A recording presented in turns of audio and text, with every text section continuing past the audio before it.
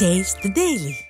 திருவண்ணாமலை மாவட்டம் வந்தவாசி அருகே வீட்டுமனை பட்டா வழங்க கோரி சிறுபான்மையின மக்கள் நெசவு செய்த பாய்களுடன் வட்டாட்சியர் அலுவலகத்தில் மனு அளித்தனர்.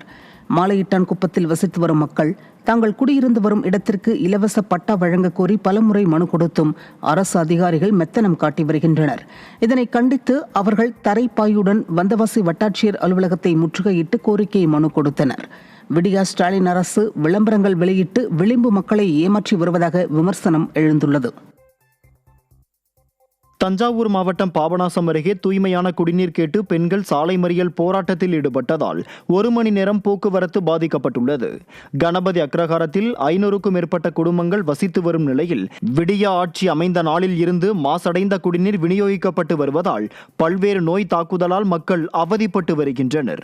தூய்மையான குடிநீர் வழங்க கோரி பலமுறை மனு கொடுத்தும் அரசு அதிகாரிகள் நடவடிக்கை எடுக்காததால் தூசிகள் கலந்த தண்ணீர் குடங்களுடன் பெண்கள் உள்ளிட்டோர் மறியலில் ஈடுபட்டனர்.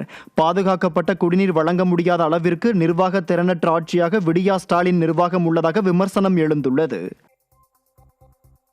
சென்னை போரூர் அருகே பக்கத்து வீட்டு நாய் கடித்ததில் 6 வயது சிறுவன் காயமடைந்தான். ஸ்ரீராம் நகரில் வெங்கடேசன் என்பவரின் 6 வயது மகன் பக்கத்து வீட்டின் முன்பு விளையாடி கொண்டிருந்த போது அந்த வீட்டின் வளர்ப்பு நாய் திடீரென சிறுவனை கடித்துள்ளது. அப்போது பயத்தில் ஓடிய சிறுவன் அங்கிருந்த கல்லில் தடுக்கி கீழே விழுந்ததில் தலையில் காயம் ஏற்பட்ட நிலையில் எழும்பூர் குழந்தைகள் நல மருத்துவமனையில் அனுமதிக்கப்பட்டான். அங்கு நாய் கடித்த இடத்தில் 4 தையல்கள் போடப்பட்டது. விடியா அரசின் முதல்வர் முதல் முறையாக நாய் தொல்லை குறித்து ஆலோசனை கூட்டம் நடத்தி உத்தரவு பிறப்பித்த பிறகும் குழந்தைகளை நாய் கடிப்பது நின்றபாடில்லை என்று மக்கள் குற்றம் சாட்டினர். தருமபுரி அருகே புதிய வழித்தடத்தில் அரசு பேருந்து இயக்க கோரி நகர பேருந்தை சிறைப்பிடித்து மக்கள் போராட்டம் நடத்தினர். பெண்ணாகரம் அடுத்த எர்ரப்பட்டி கிராம மக்களின் வசதிக்காக ஒரே ஒரு பேருந்து மட்டுமே தருமபுரிக்கு இயக்கப்பட்டு வருகிறது. இந்நிலையில் தங்கள் ஊரிலிருந்து சின்னம்பள்ளி, நல்லம்பள்ளி ஆகிய இடங்களுக்கு சென்று வர பேருந்து இயக்க வேண்டுமென கிராமத்தினர் நீண்ட நாட்களாக விடியா அரசை வலியுறுத்தி வந்தனர்.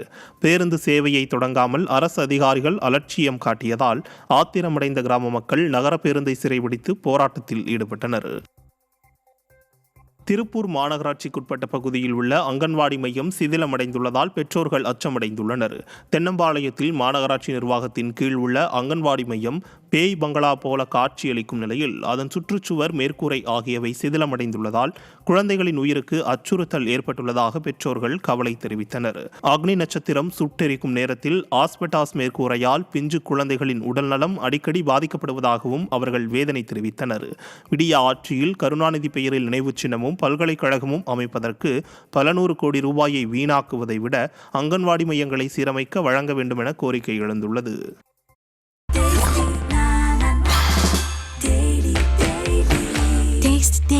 Taste the Daily.